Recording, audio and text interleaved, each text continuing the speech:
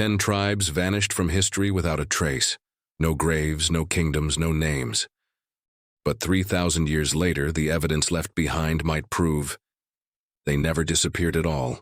It begins with silence, a wind moving across the desert, carrying with it the dust of forgotten kingdoms. Beneath that same sun, thousands of years ago, 12 tribes once stood together, the sons of Jacob, the foundation of a nation. They were wanderers and warriors, priests and farmers, bound by covenant, united by a promise. But somewhere along history's long and winding path, one by one, their names began to fade. Reuben, Gad, Naphtali, Asher, Dan, until entire tribes were gone, absorbed into the sands of time. The Bible calls them the lost tribes of Israel, 10 in all, said to have disappeared after the Assyrian invasion, scattered among the nations, their bloodlines hidden within the great tapestry of humanity. But were they truly lost, or were they simply hiding? For centuries, scholars, prophets, and explorers have searched for their trail through deserts and jungles, across seas and mountains, chasing the faint echo of a people who vanished nearly 3,000 years ago. The story begins around 722 BC. The northern kingdom of Israel, long divided from Judah in the south, was falling apart. Its kings had turned away from the covenant, and Assyria, the empire of iron and fire, descended like a storm. Cities fell one after another. Samaria, the capital, held out for 3 years before finally collapsing. The Assyrian king Sargon II recorded it in his own annals. "I besieged and captured Samaria. I carried away 27,290 inhabitants." Those people, men, women, and children, were led into exile, marched out of their homeland to the north, into the lands of the Medes. The records end there. No biblical book ever tells what became of them. From that moment, history went silent. Generations later, Jewish exiles returning from Babylon listed only the tribes of Judah, Benjamin, and Levi. 10 were missing. For centuries, rabbis and priests puzzled over the mystery. Where did they go? Were they destroyed, assimilated, or did they survive somewhere beyond the reach of empire? Ancient texts outside the Bible whisper strange possibilities. The apocryphal book of Esdras describes the tribes escaping captivity, journeying to a distant land where mankind had never lived before. They called it Arsareth, a hidden place prepared for them by God himself, where they would dwell until the last days. But where is Arsareth? Some believed it lay beyond the Euphrates, in the mountains of modern Iran or Afghanistan. Others imagined they crossed unseen lands into the Far East. Over the centuries, the theory spread and evolved. Every corner of the ancient world held a people who might be their descendants. Early Christians thought they migrated north into the Caucasus, forming the roots of Scythian tribes. Medieval writers claimed they sailed to distant islands, becoming ancestors of nations in Europe.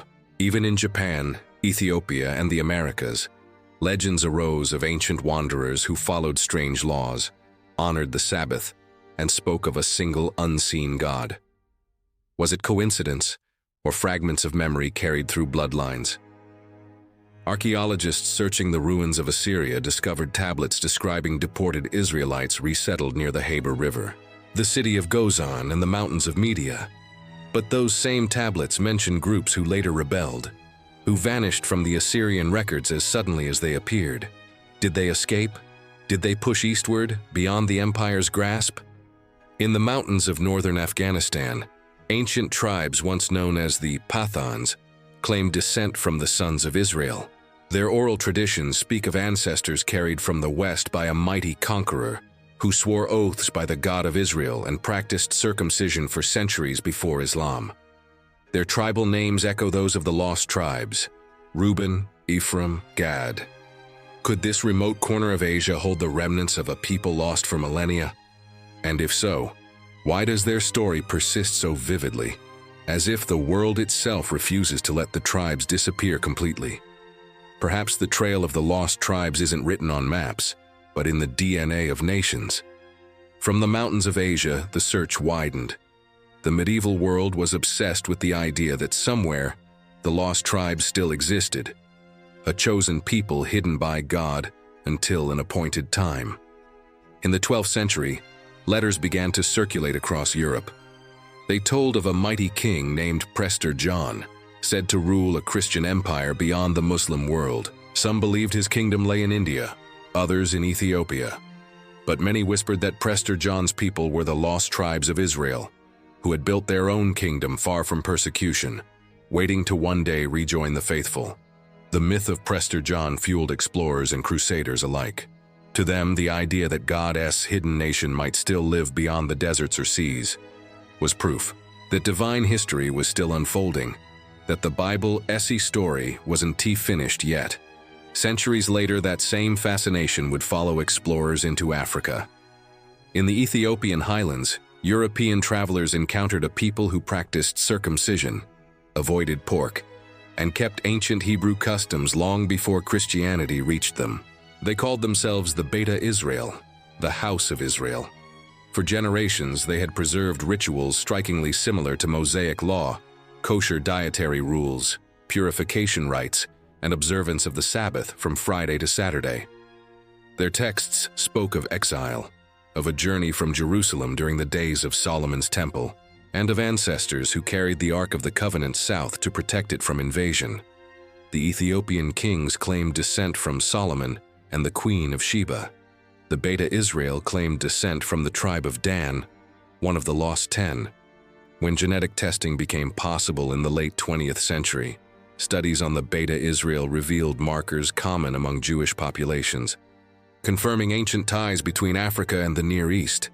Their existence challenged the idea that the tribes were truly lost. Some had survived, scattered, yes, but not erased. Yet Africa wasn't the only place holding pieces of this puzzle. Across the Indian subcontinent, another ancient community quietly maintained Jewish traditions for nearly 2,000 years. The Bene Israel of India, living near the western coast, told stories of ancestors shipwrecked during the time of the Assyrian exile, survivors who rebuilt their lives far from home, preserving prayers and dietary laws even as they adapted to local culture. When scholars compared their customs with biblical texts, the parallels were uncanny. And when geneticists tested them, their lineage again pointed toward ancient Israel. Could these far-flung fragments from Ethiopia, Afghanistan, and India all be echoes of the same lost migration? Others pushed the theory further.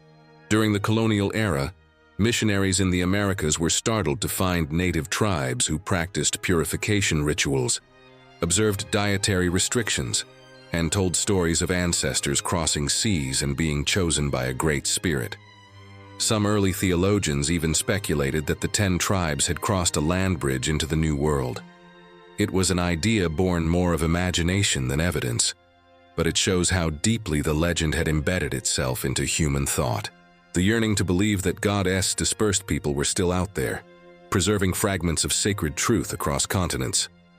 Modern archaeology offers a more grounded view.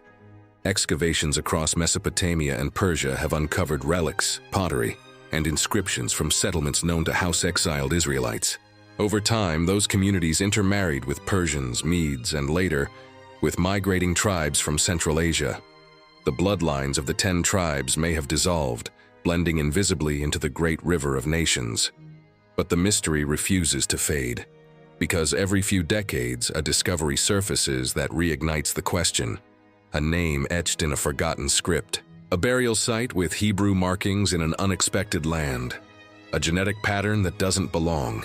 In 2005, researchers tracing Y chromosome lineages in northern Pakistan and Afghanistan found distinctive patterns linking some Pashtun tribes to ancient Semitic ancestry. In the mountains near Herat, elders still recite legends of forefathers who came from the west, from the land of Canaan. Even their tribal names, Yusufzai, meaning sons of Joseph, echo the northern tribes that vanished after the Assyrian conquest. Are these coincidences? Or is history quietly whispering the truth? That the tribes of Israel never truly disappeared, only scattered like seeds, waiting for a season to be found again. As the centuries passed, one thing became clear. Whether through blood, belief, or legend, The story of the lost tribes continued to shape faith itself. For many, it wasn't just about missing nations. It was about the promise that God never forgets his people, even when the world does. And perhaps that's why the search never ends. Because to find the lost tribes is to find proof that divine promises outlast empires. That exile isn't at the end of the story, but the beginning of a return. Today, the search for the lost tribes has moved from ancient scrolls to computer screens, from oral legends to genetic code. Modern DNA studies have cracked open what historians and theologians could only guess for centuries. The evidence doesn't tell a single story, but it tells enough to remind us that history rarely loses what it wishes to remember. In 2010, a team of geneticists at the Technion in Israel compared Y chromosome patterns from Jewish communities worldwide, from Eastern Europe to India, Ethiopia to Yemen. What they found was remarkable. Despite centuries of separation, a shared paternal lineage traced back to the Middle East, aligning closely with the genetic markers found among ancient Levantine populations. The Bene Menashe, a small tribe living in the hills of northeast India near the Myanmar border, claimed descent from the tribe of Manasseh. For generations, they followed rituals inspired by the Torah, even though they were isolated from global Judaism. When researchers analyzed their DNA, many shared Middle Eastern markers distinct from local populations, evidence that their oral history may have roots in truth. In the 2000s, Israel began recognizing the Bene Menashe as descendants of the lost tribes, allowing thousands to immigrate and reconnect with the modern Jewish homeland.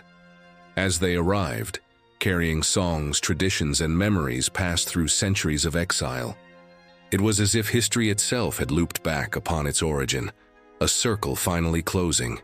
But not everyone searching for the tribes is searching for ancestry. For many, the lost tribes symbolize something far deeper, the idea of divine dispersion and redemption, the belief that what was scattered will one day be gathered again. The prophets Isaiah, Jeremiah, and Ezekiel all spoke of a time when the outcasts of Israel would be called home from every corner of the earth. Isaiah wrote, "He will raise a banner for the nations and gather the exiles of Israel. He will assemble the scattered people of Judah from the four corners of the earth." Those words have echoed through millennia, finding new life in every age of uncertainty. Each generation of believers has seen themselves in that prophecy, as the lost to be found, the exiled waiting to return. For others, the mystery takes a more literal form. Some believe the lost tribes play a role in the world as spiritual restoration, that their rediscovery marks the fulfillment of ancient promises. The idea isn't just mystical, it's woven into the fabric of hope itself. From Jerusalem to the highlands of Africa, from the Himalayas to the Amazon, the search continues. Archaeologists, linguists, theologians, and DNA experts all chasing the same invisible thread that connects past to present. But the closer they get to answers, the more profound the questions become. What does it mean to belong to a people chosen thousands of years ago? What defines identity, blood, belief, or memory? Can a tribe that has forgotten its name still be part of the promise that gave it birth? Maybe the truth is that the lost tribes were never meant to be found in one place. Maybe the scattering was part of a divine design, so that fragments of faith could take root in every nation, every language, every culture. If that's true, then the promise wasn't only to one people, but to the world. The covenant that began with Abraham, that all nations would be blessed through his descendants, might have found fulfillment not in one homeland, but in the quiet persistence of faith across continents. The story of the lost tribes, then, isn't just a mystery to be solved. It's a mirror held up to humanity, reminding us that identity can be lost, but purpose endures, that no exile lasts forever, that what seems forgotten still lives in the echoes of history, in the stories parents tell their children, in the rituals that survive even when their meaning is half remembered. In the end, perhaps the lost tribes were never really lost at all. Perhaps they became us, scattered, searching, carrying fragments of the same ancient light, waiting for the moment when all those pieces finally find their way back together. And when that happens, when the exiled and the forgotten stand side by side again, maybe we'll realize that the real miracle was never about geography or lineage. It was about endurance, the power of faith to survive every exile, every empire, every silence, the power of a promise that refuses to die.